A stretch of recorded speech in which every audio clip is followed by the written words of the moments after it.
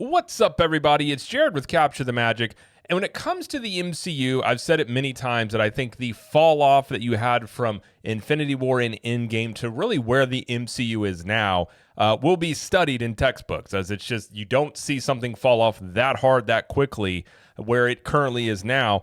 And a lot of people ask questions about why has this happened? What's going on with Marvel?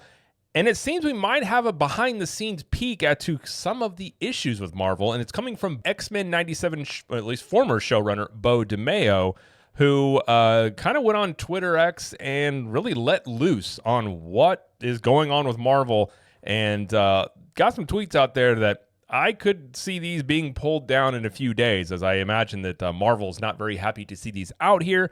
So I figured why these are here, let's do a video on it and talk about it, because I guess you could just say it's very juicy in terms of the details that are in all of this. So we're going to go through all this and talk about it and give some thoughts here. So, and if you, like I said, if you're unfamiliar with Beau Demayo, he was the showrunner for X-Men 97, which is the continuation from the original X-Men cartoon from the 90s. When this was originally announced, I was not excited for it because most of the time sequels and things that have, aged 20, 30 years that are brought back typically are not good. But to my surprise, X-Men 97 is a really, really good cartoon. Like, very, very good. Very well received.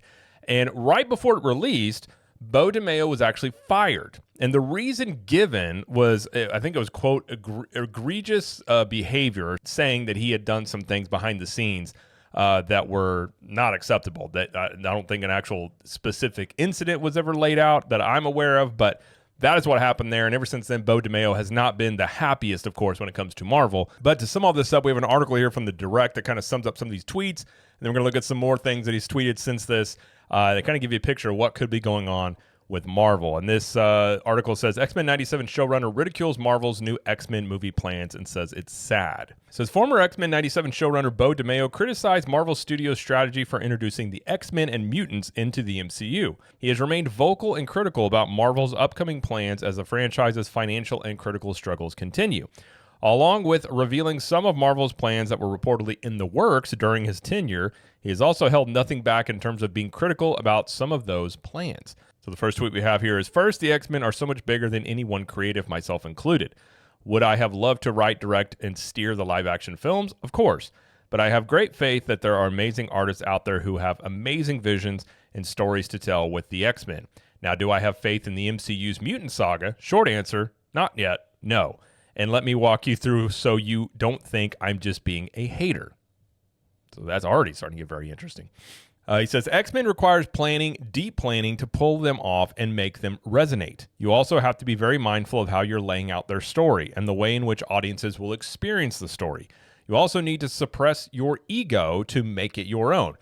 I could not agree more. I think that is one of the major issues when you're talking about, adaptations that just fall flat, that are just not good.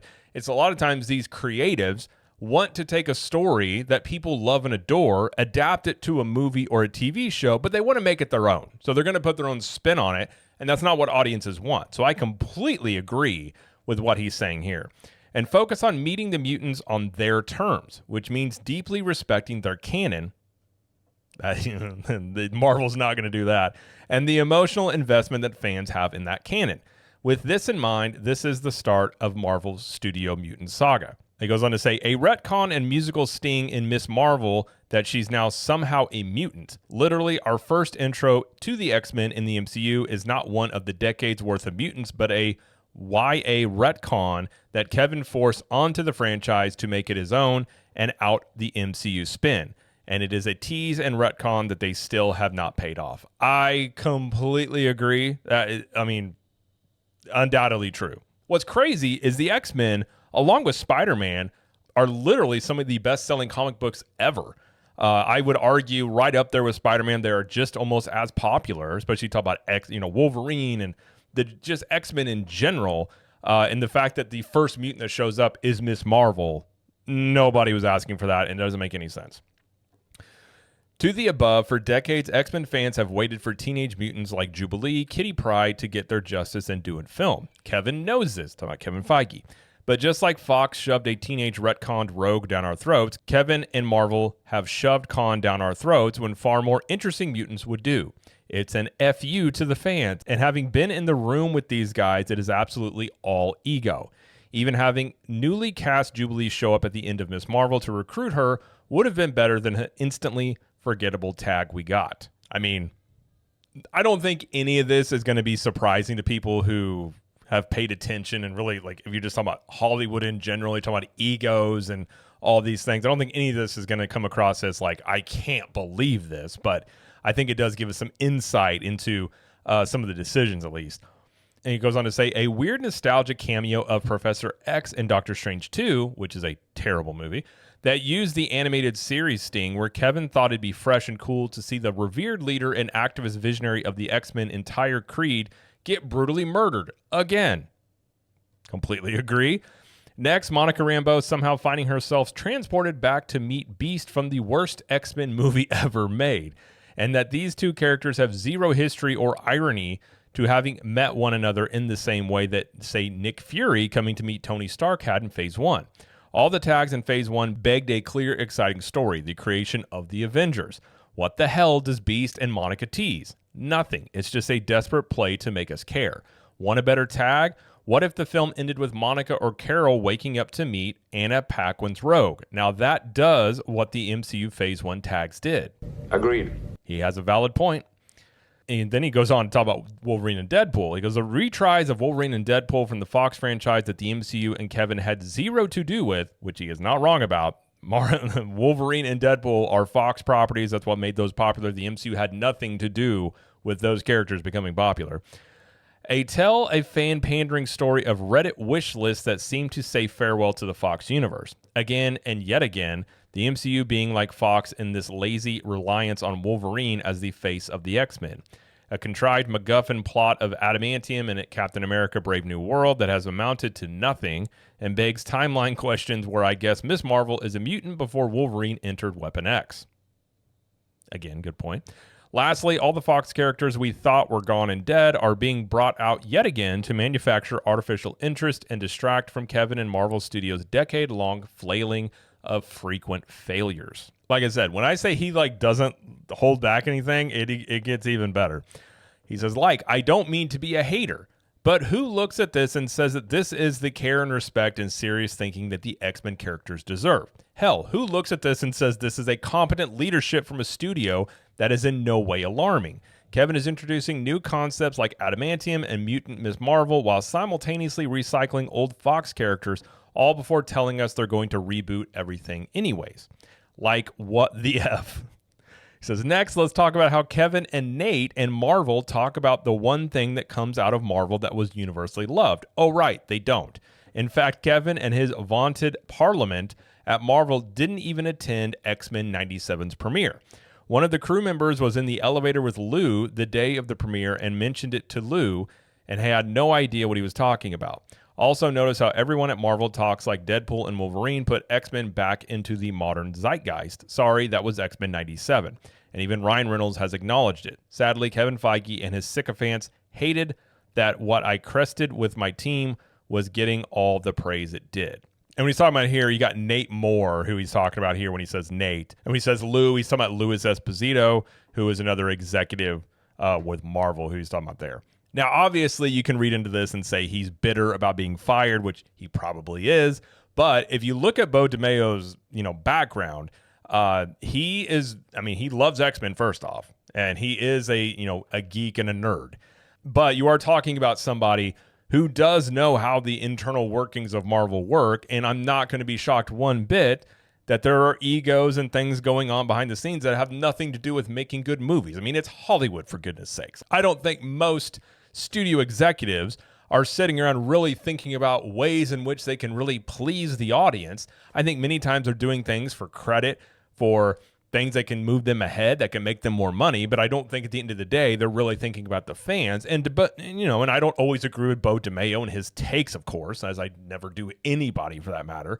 But typically when Beau Demayo does talk about things, he has been very focused on what the fans and the comic book readers would want from something. So I do think he has a fan perspective and really has that sort of, he tends to look at that, perspective at least, which I can appreciate. And I don't know, when he talks about, Deadpool and Wolverine getting the credit that X-Men 97 he thinks it deserves. I think X-Men 97 is a better story, but I don't think most people have really seen. I mean, talking about the general audience, I don't think a lot of people have seen. I think more people have seen Deadpool and Wolverine from just a popularity standpoint. So obviously he's going to be biased in this. But Deadpool Wolverine made over $1 billion. I enjoyed that movie, but I'm not going to sit here and say that it was a great movie in terms of a story or well written. It was essentially fan service to see Wolverine and Deadpool, Hugh Jackman, Ryan Reynolds in a movie together. That's really what it comes down to. Was enjoyable, but again, it wasn't the best story that you've ever seen. He goes on to say, and before you think I'm being egotistical, I highlight this to say under my leadership and vision, my team and I created a project that resonated with the MCU's core audience in a way that Kevin and his parliament have so far failed to do in over a decade. Instead of looking at what my team and I did and learning to replicate our focus on canon and deep character work, they smeared me, tactically threatened the crew not to speak out while continuing to still abuse them, and have done everything to act like X-Men 97 wasn't a hit. Remember, I was told by a top exec at Marvel last year that Kevin resented my work and the show because fans like you were using it as a referendum on how Kevin's MCU is failing. Oh, there it is. I was told by several artists on the show that they had wanted to post or include blurbs commending me for my leadership and vision and all I poured into the show, only for Marvel to censor or reprimand them. Remember, Jake Castorina was literally stopped by Marvel in an interview with IGN for giving me too much credit as a showrunner. Also, IGN went along with it, respected journalists that they are. Take the little jab at IGN. I mean, that part there talking about how Feige ended up resenting X-Men 97 because it was a show that when it came out, like I said, I did not think it was going to be a very good show.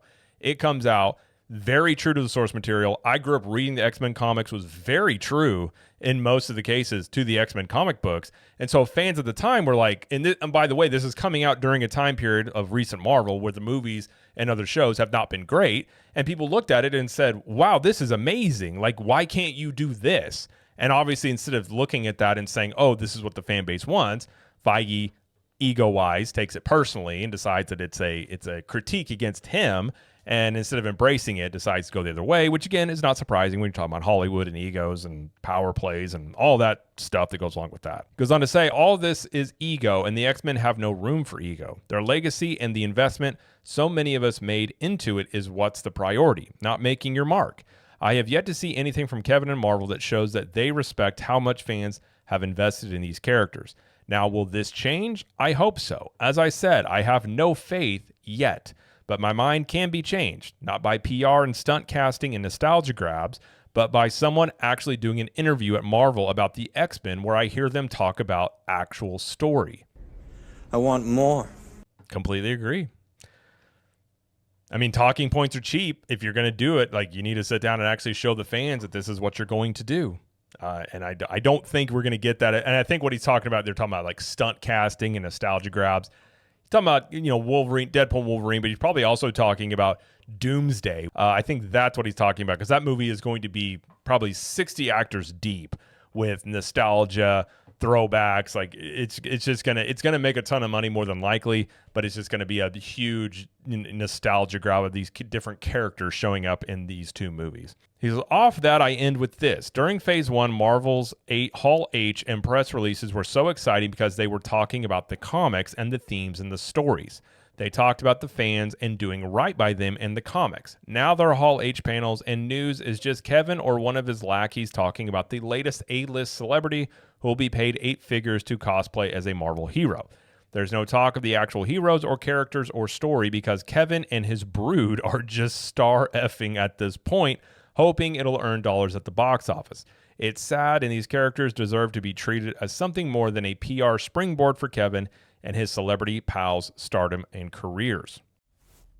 When the Marvel Studios first launched, it was the focus on the comics. I mean, I remember that when it came out, and this was before Disney bought Marvel. One of the things that led the MCU becoming the MCU what it was, and I wouldn't say now, but what it was at its peak, was the initial things that Marvel Studios did. They took really big risks with those. I mean, those movies at the time, if those movies failed, I do believe they had put up the characters as actual collateral. So like Captain America, Iron Man, and some of those characters in the original Marvel, they would have defaulted to the banks that they used up as collateral if these movies did not succeed. So they had a lot of stuff writing on this for it to succeed.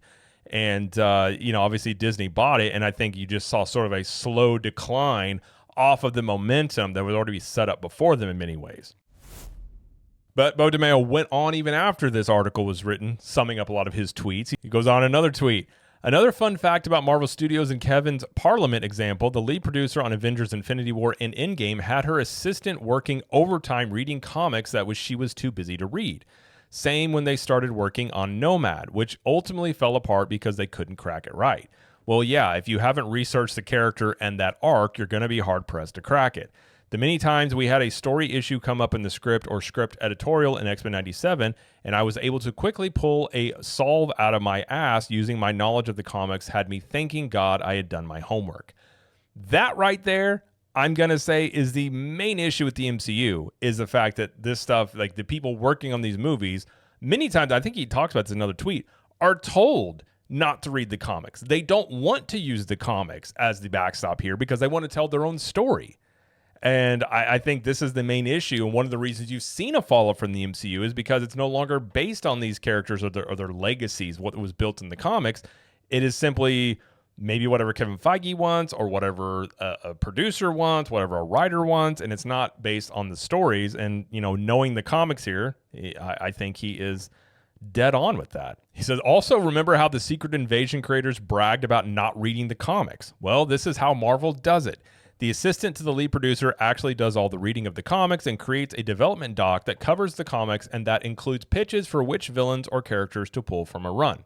This is done so the actual producer, who's collecting quite a paycheck, doesn't have to actually read the IP they are making movies from. Again, not surprised by any of this, but when you see this, like if you're making this much money and all you have to do is read comics, and you can't be bothered to do that, I think the fruits of that we are now seeing in the MCU now. I think it's just something that I don't understand it. It's like, it's not that difficult to read comics. It's fun. Comics are awesome when they're done really well. Why are you making comic movies if you don't like reading the comics is another question I would ask. And then the producer and Kevin read and give notes on the development doc to narrow down ideas to create a final doc. Then, per what we've heard and I've seen, the writers are told not to read the comics, but instead to read and develop a pitching using the development doc that outlines the parameters of the story they can tell. I have heard this a lot, that is actually something that goes on, that they're actually told many times, actors, writers that don't read the original comics. And I'm guessing here off of what he's saying, they have a doc they want you to use it off of. So that's also not too surprising. And he kind of finishes up here with, part of Marvel Studios' problem is below. Kevin's Parliament, a committee of executives who give endless notes on projects, even they are not familiar with the project. Luckily, Kevin and Parliament didn't care much about X-Men 97, so I never received notes from them. It's one of the reasons I think my team and I were able to pull off what we did. We weren't making a show by committee. I think if you want to talk about what messes up movies more than anything, it's that right there is these, you can't make a movie or a show by committee. And you talk about, even like Bob Iger's even talked about how he's much more involved in the movie making process, trying to, while at the same time Disney doesn't want to say that the movie quality has fallen off, they are going to, quote, fix it. But I don't think having the CEO or other producers meddling in the middle of all these things is something that is going to help you have a great product. And what's interesting is not only X-Men 97 ended up being really good because they didn't deem it that big of a project to let him do his own thing, turned out to be really good. I think you can say the same thing for, in my opinion, the best comic book adaptation we've ever seen is the original Daredevil series that was on Netflix. That had nothing to do with the MCU as a whole. That was written, it was part of the MCU from their storytelling aspect, but Marvel Studios did not make that show. And that was one of the best live action versions of comics I've ever seen. Absolutely fantastic. Seasons 1 through 3 were great.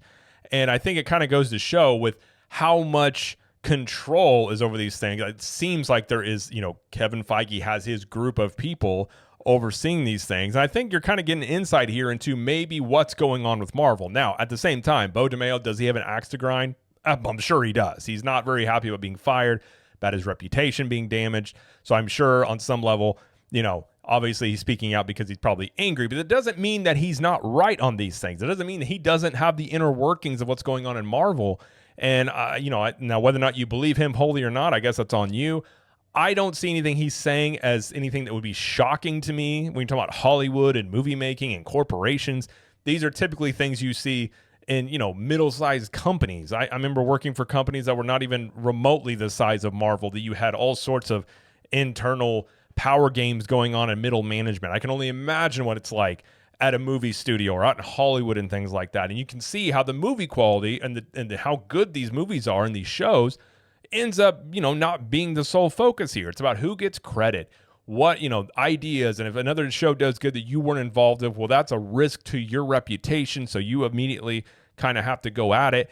And I think this kind of shows you what's going on here. And really the basis of all this is the MCU's focus has not been on delivering a great product to fans and consumers of these movies and shows. I think that's very evident and from what he's saying here.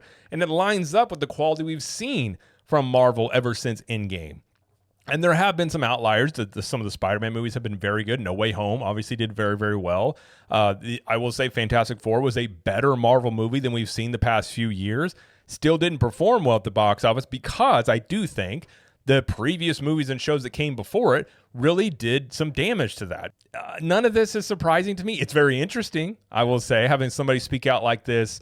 And I'm sure Marvel is not happy to hear about this. I'm sure Kevin Feige is not happy to see these tweets being out here.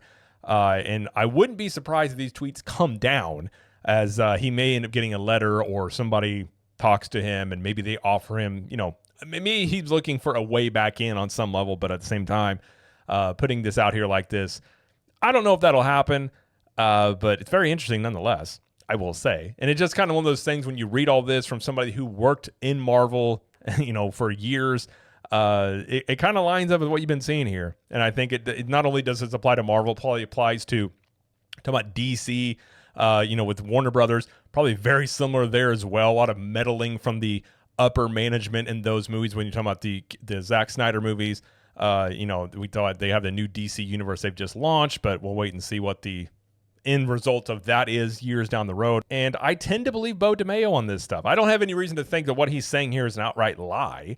I think if you're going to put this out here, you would very well be set up, if it was a lie, that you would get sued for this. So I think him putting this out here and Marvel thus far not having anything to say about it, unless there's a lawsuit coming, which I guess there could be, but if there's not one coming, one would have to think this probably has some credence to it. So I suppose we can watch Beau Demayo's Twitter X account to see if he has anything else to say on this. But these tweets here are very interesting, give us some insight into maybe what's going on with Marvel. But I think regardless, even with all this going on, I think Avengers Doomsday will make a ton of money. So will Secret Wars, or I think that's what they're calling it, Secret Wars.